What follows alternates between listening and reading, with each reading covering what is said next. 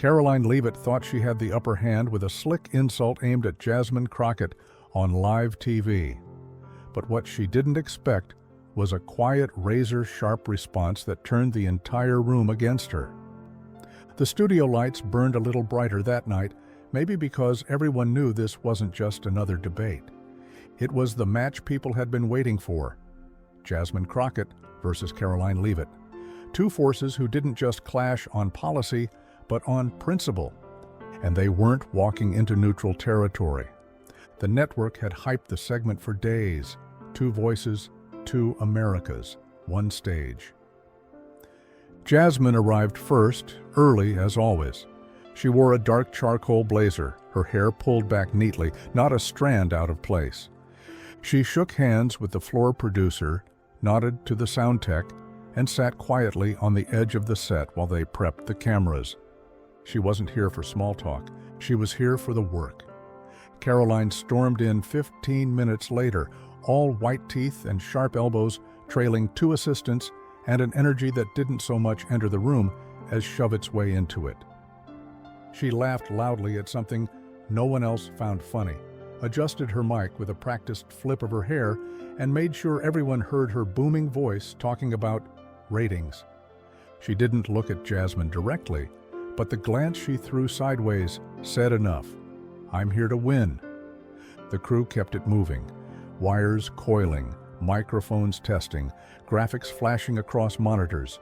But there was a tension in the air that had nothing to do with production. It was the kind of thick, buzzing silence that comes right before a thunderstorm. Everyone felt it. The stagehands moved a little faster. The junior producer triple-checked the cue cards. Jasmine sat still, pen tapping once, twice against the folder in her lap. Not nervous, not angry, just steady. She knew what Karoline was walking in here trying to do. The real question was whether the room knew it too. The moderator gave a rushed briefing. Light touch, he said. Keep it flowing, he said. Let's not get bogged down in drama. The irony of that last part wasn't lost on anyone. As the countdown clock ticked toward 0, the panelists took their seats under the searing lights. 3, 2, 1. The red light blinked on, and the first shot was already loaded. Karoline didn't waste a second. Before the moderator could even finish the intro, she was leaning into the camera with a tight smile, tossing out half-truths and polished insults like confetti. Congresswoman Crockett, she said sweetly, with a bite just under the surface, seems more interested in viral moments than real governance. The crowd, half staffers, half restless interns, gave a polite, uneasy chuckle. Jasmine didn't blink. She knew that playbook by heart. Smile pretty while slipping the knife between the ribs. She sat back slightly in her chair, folding her hands loosely in her lap, watching. The moderator tried to pivot back to policy, immigration, education, infrastructure. But Karoline wasn't having it. Every answer she gave came with a jab. Small at first, almost delicate, poking at Jasmine's credibility, questioning her temperament, suggesting, without ever quite saying, that Jasmine was a little too emotional, a little too combative, a little too much. The moderator smiled tightly, shuffled his papers, and moved to the next question. No correction, no pushback. The rules of engagement were being rewritten live, and nobody in charge seemed willing to grab the wheel. Jasmine shifted in her seat, not squirming, centering. She pressed her heel down into the floor, just enough to feel the ground fight back, anchoring herself without moving a muscle. She could hear it happening in real time, the shift, the trap being set. Karoline kept talking, voice rising slightly with every volley, painting herself as reasoned, painting Jasmine, without even mentioning her name, as reckless. Some people, Karoline said, cocking her head toward Jasmine without fully turning, just don't understand how to work within the system. They only know how to tear it down. Jasmine's jaw tightened, almost imperceptibly. She could feel the pull, the bait dangling in front of her.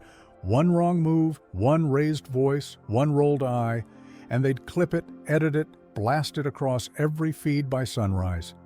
She exhaled slowly through her nose. Not yet.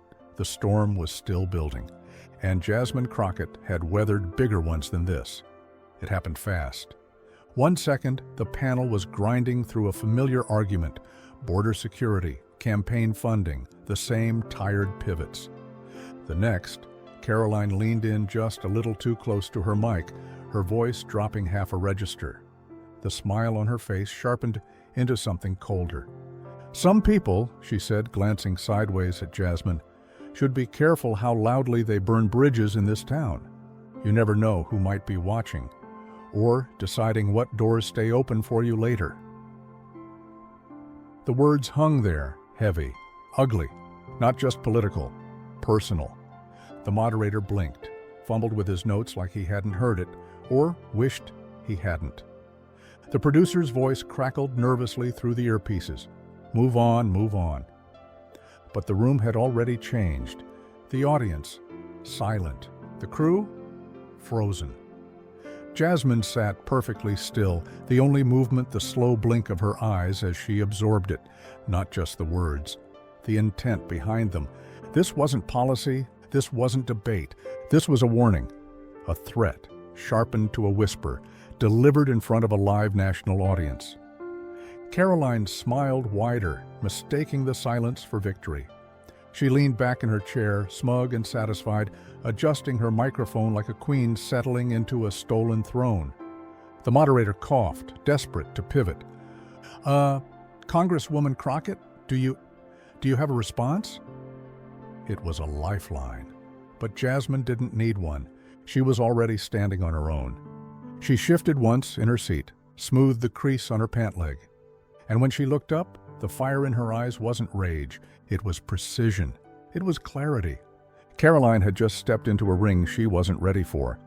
And Jasmine Crockett, calm, deliberate, was about to remind everyone exactly what it looks like when you meet power without fear. Jasmine didn't raise her voice. She didn't even sit forward. She stayed right where she was, poised, steady, and let the weight of her words do the lifting. "See that right there," she said, her voice slicing clean through the tension, "is the part folks at home need to pay attention to." She gestured calmly toward Karoline, not accusatory, just observant. Like pointing out a broken streetlight everyone else had been pretending wasn't flickering. "Because it's not enough to disagree anymore," Jasmine said. "Now, if you dare to speak out, to have a spine, there's a whole system ready to remind you that your future depends on playing nice." Karoline shifted, her fake smile slipping. Jasmine didn't blink, didn't pause. "And you know what?" she continued, voice smooth like a blade unsheathed. "I'm not here to audition for approval. I'm not here to make the right people comfortable enough to keep the doors open for me." She let that hang there. The panel was dead silent. No shuffling papers, no coughing, not even the hum of a loose mic wire. "You think threats are leadership?" Jasmine said, finally turning her full attention to Karoline. "You think bullying someone into silence is strength?" She shook her head once, almost pitying. "That's not power, that's cowardice, dressed up in a designer jacket." A few muffled gasps from the audience. Karoline's face hardened into something brittle. But Jasmine wasn't done. "You don't get to weaponize privilege," she said, tone low and measured, "and then act like you're the victim when someone refuses to kneel." The moderator looked like he wanted to dissolve into his chair. The producers were yelling in the control room, trying to figure out how, or even if, they could salvage this. But there was no salvaging it, not this time, because Jasmine Crockett hadn't just fired back. She'd flipped the whole power dynamic inside out, calmly, unapologetically, and put it on full display for millions of people who were very, very ready to see it. Karoline had come to silence. Jasmine had come to expose, and the whole country was watching it happen live. The first sound wasn't words, it was gasps, sharp, uncontained, rippling across the studio like the first crack of a thunderstorm. Even the crew, trained to stay invisible, couldn't hide the shift.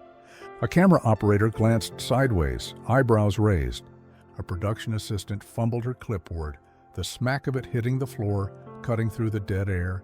Karoline smiled, or tried to. The corners of her mouth jerked upward in a flash of teeth, a move so practiced it should have worked. But it didn't reach her eyes. Not this time. She laughed, a brittle sound, too high-pitched, too forced. "Wow," she said, looking around like she was in on some joke nobody else was laughing at. "Touchy, huh?" Her voice cracked on the last syllable. Small, but enough. The moderator looked down at his notes like they might open a trapdoor to escape through. He coughed, shuffled papers, mumbled something into his mic. And we'll be right back after this quick break. The cut to commercial was a hatchet job, messy and frantic. The screen stuttered once, hanging on a frozen image of Karoline's rattled face for a second too long before finally dissolving into a loud, overproduced car commercial. But the damage was already done. The internet doesn't wait for commercial breaks. Audience members in the studio were already pulling out their phones, tweeting half-coherent reactions. Clips would start leaking before the first ad spot ended. Jasmine sat motionless, pen resting lightly between her fingers. Not smug, not smiling, just steady. Karoline, meanwhile, had shifted fully into damage control mode.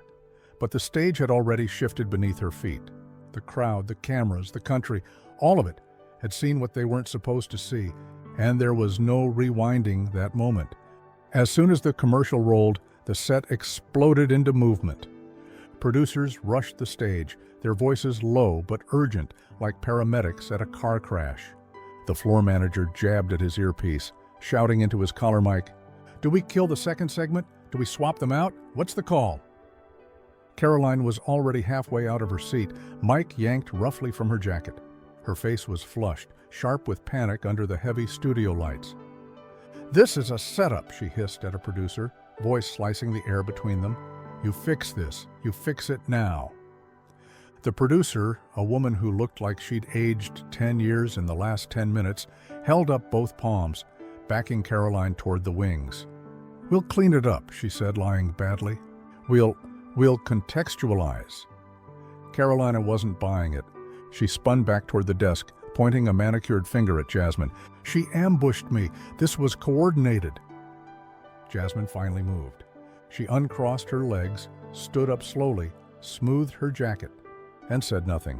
No smug smile, no pointed comeback, no energy wasted on a tantrum that wasn't hers.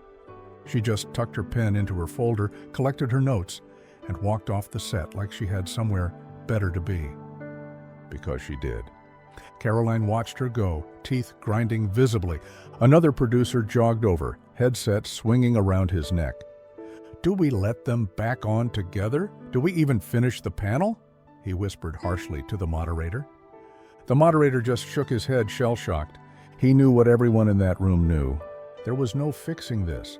No editing slick enough, no PR statement smooth enough, no carefully worded tweet diplomatic enough. Karoline had crossed a line.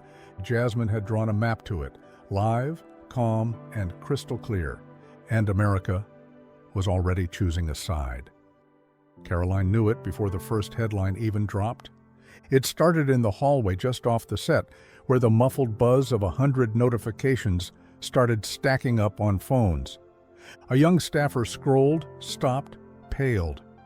By the time Karoline slammed the dressing room door behind her, it was already too late.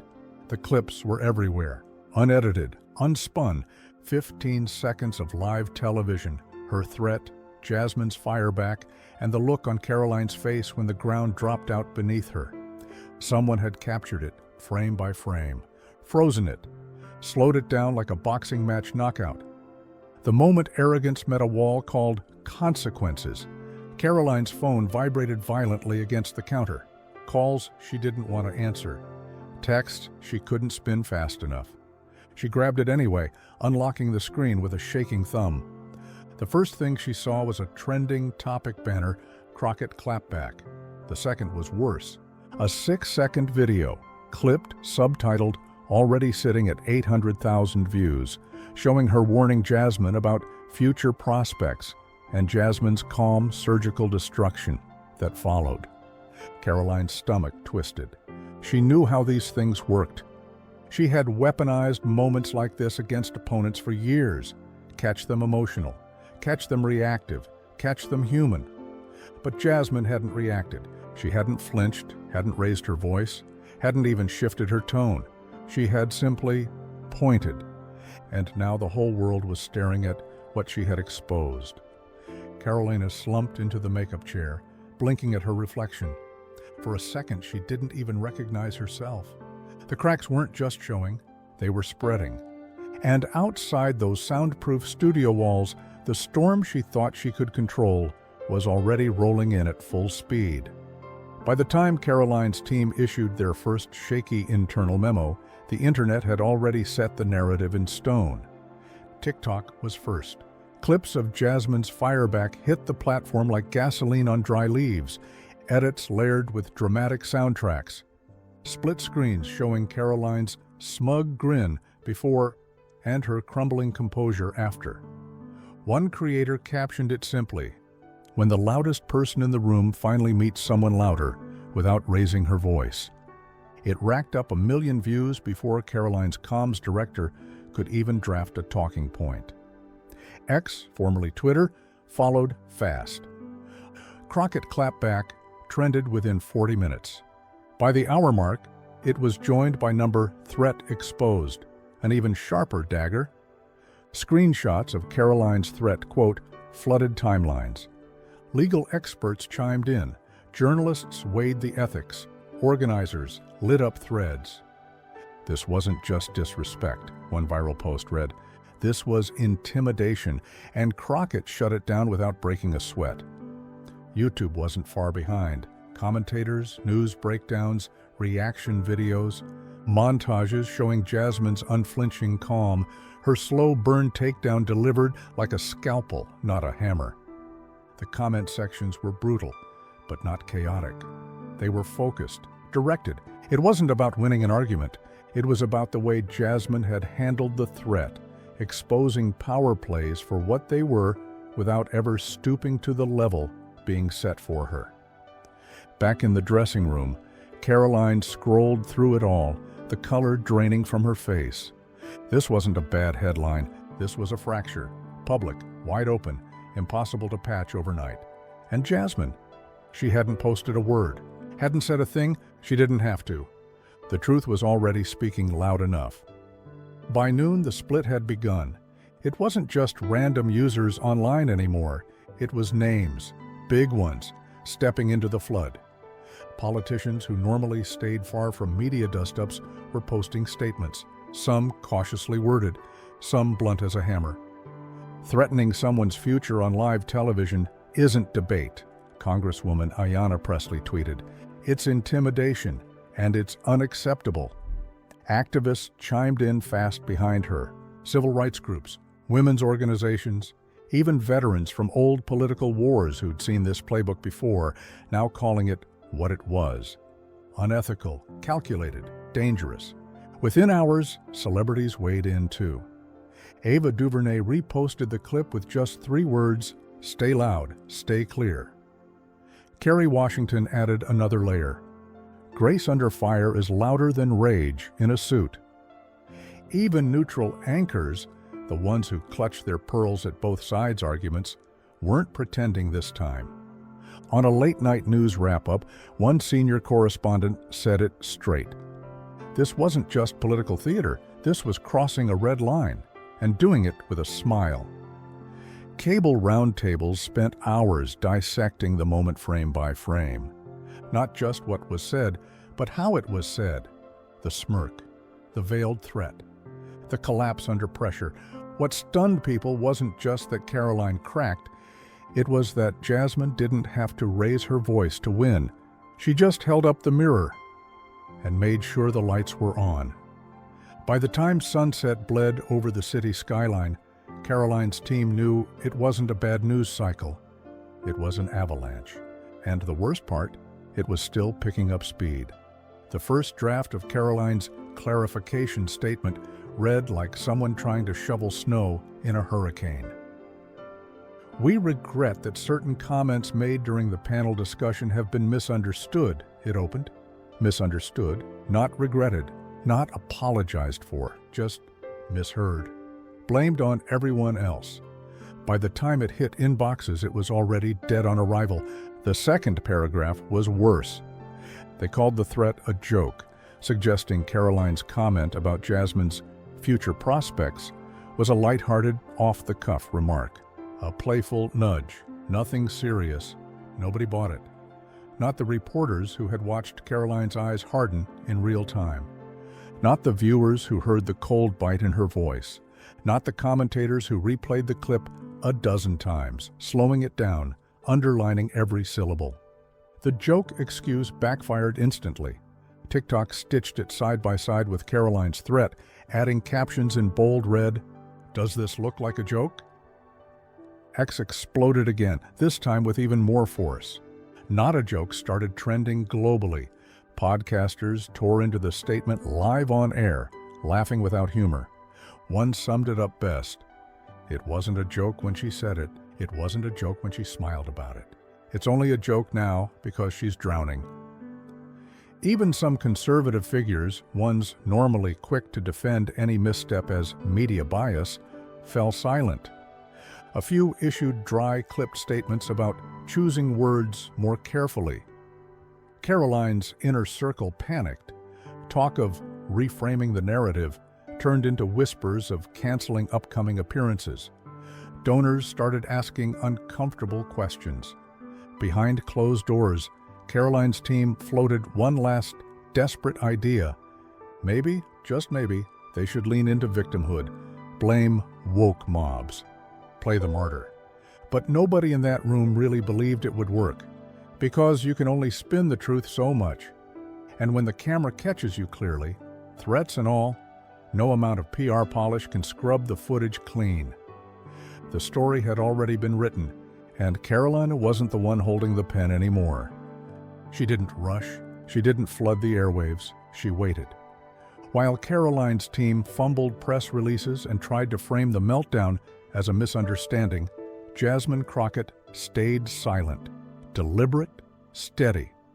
And when she did speak, she didn't choose a national stage. She chose the steps of a small community center in South Dallas, a place where the cameras couldn't control the frame, only capture it. She wore a simple black blazer, no podium, no teleprompter, just a handheld mic and a folded paper in her palm. The crowd wasn't massive, 100 people maybe, a few local reporters, some national ones tucked in the back, pretending not to record. She looked out over them, calm, grounded. Then she spoke. "This isn't personal," Jasmine said, voice clear but low, like she wasn't trying to shout over the noise, just cut through it. "This is about setting boundaries." A small ripple of quiet agreement moved through the crowd. "Boundaries in spaces where people are used to crossing them unchecked," she continued. "Spaces where power moves like a shadow, quiet and unchallenged until someone shines a light on it." She didn't call Karoline's name. She didn't need to. "Respect is not optional," Jasmine said. "And warnings, threats disguised as jokes, are not leadership." She paused, letting the words breathe.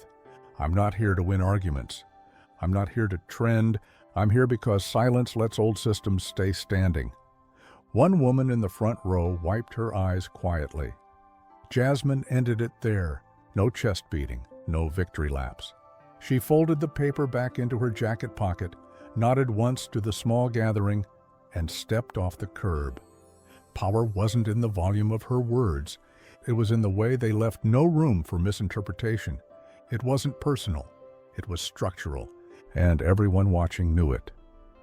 The ripple didn't stop with the internet. It hit institutions next, the places that normally stay insulated from viral moments. First came the media shifts. Panel discussions that once focused on the drama pivoted, almost awkwardly, into something heavier. Analysts started using words like coded threats and abuse of access. Former ethics lawyers showed up on cable news, their brows furrowed, pointing out that threatening someone's career, even veiled, in a professional setting could cross legal lines, especially when it involved public figures and televised forums. It wasn't just bad optics anymore.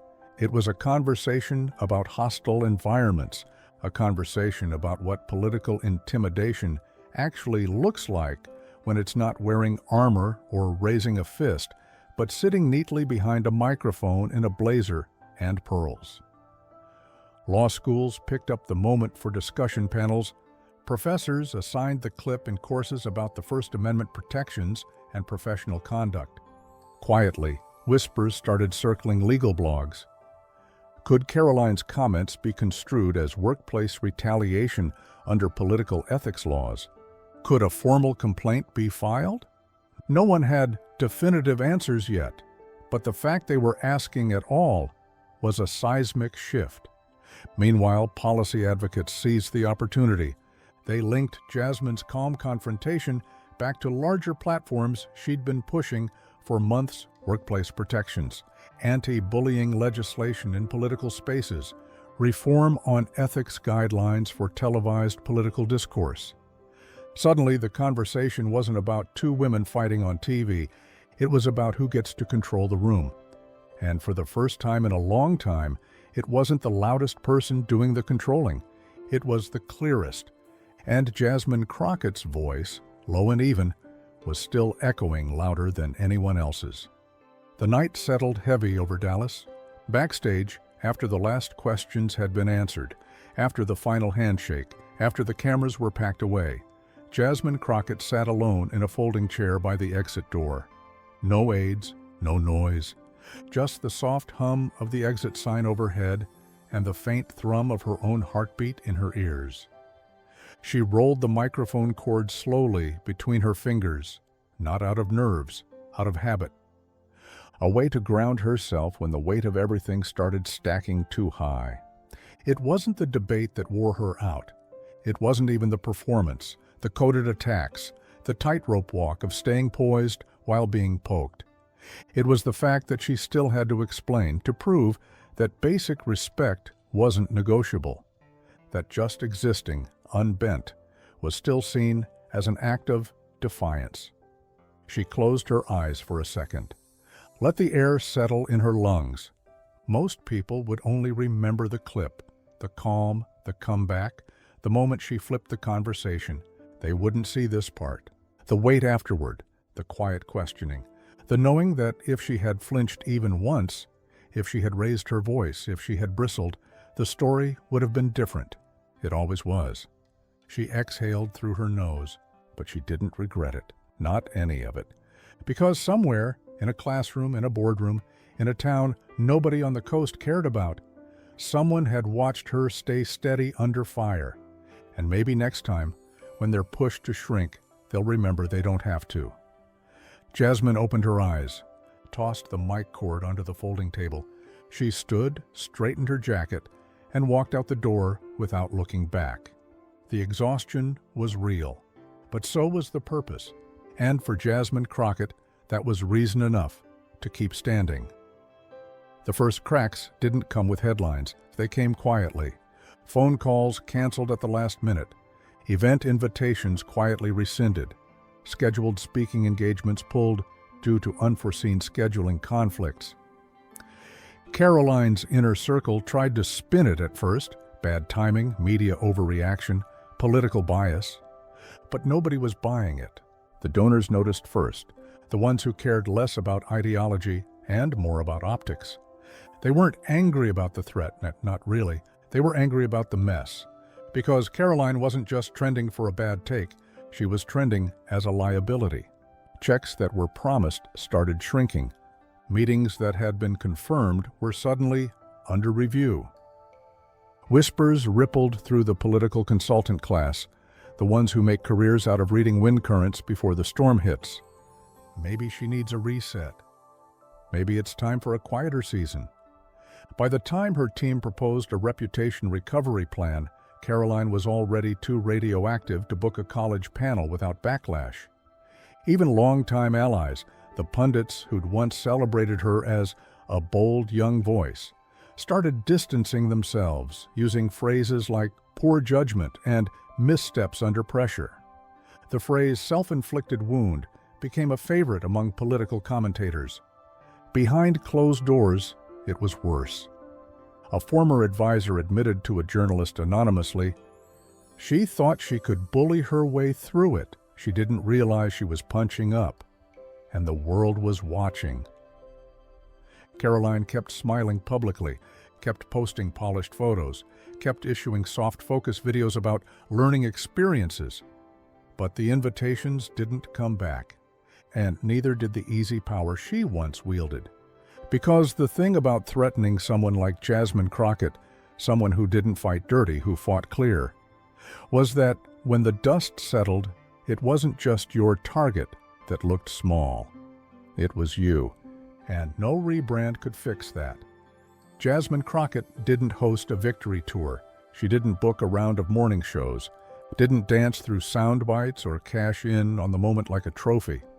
She stayed quiet. Let the story breathe without crowding it. Because she knew, sometimes power isn't about who talks the most after the dust settles. It's about who doesn't have to say a word at all. 3 days after the fallout, with Karoline still scrambling to reclaim a narrative that wasn't hers anymore, Jasmine opened her phone, thumb hovering over a blank post. No PR team, no drafted statements. Just a truth she'd been carrying since the moment she first realized her voice wasn't something she had to apologize for. She typed slowly, deliberately. Respect is not optional. It's the foundation. If you try to shake it, don't be surprised when the ground gives way beneath you. No hashtags, no @mentions, just that. She hit post without second-guessing. At first it moved like any other post. A few likes, a few retweets, some quiet nods of approval. But then it caught. Fast. Screenshots of the post started filling timelines. Activists reposted it. Professors used it in lectures. Coaches printed it out and taped it to gym walls. Mothers texted it to their daughters. People who'd never heard her name before bookmarked it like a reminder written just for them. By midnight, it had crossed 1 million likes. By morning, it was stitched into TikToks, printed on T-shirts, captioned under pictures of girls learning to stand taller in boardrooms and town halls and classrooms across the country. Jasmine didn't add anything else, didn't explain it, didn't dilute it, because real foundations don't need permission to hold steady, they just do. Meanwhile, Karoline's team quietly pulled her from 2 more scheduled appearances. The headlines that once crowed about her future now softened into silence. But Jasmine? She didn't just survive the moment, she redefined it, not through rage, not through spectacle, through clarity, through refusal, through a kind of calm that shakes buildings harder than any storm. She stood unbent, while the ground shifted under those who thought they could move it at will. And for everyone watching, everyone who ever wondered if patience, precision, and presence were enough, she answered without shouting, "Yes, it is." This story was brutal, but this story on the right-hand side is even more insane.